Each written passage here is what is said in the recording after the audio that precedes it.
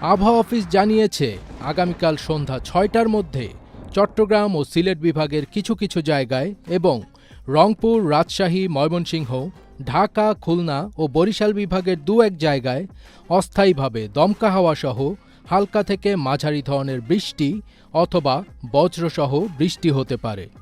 সেই সঙ্গে চট্টগ্রাম ও সিলেট বিভাগের কোথাও কোথাও মাঝারি ধরনের ভারী বর্ষণ হতে পারে। পরদিন শুক্রবার ময়মনসিংহ, ঢাকা, খুলনা, বরিশাল, চট্টগ্রাম ও সিলেট বিভাগের অনেক জায়গায় এবং রংপুর ও রাজশাহী বিভাগের কিছু কিছু জায়গায় হালকা থেকে মাঝারি ধরনের বৃষ্টির সম্ভাবনা রয়েছে। সেই সঙ্গে অস্থায়ীভাবে দমকা হাওয়া বয়ে যেতে পারে।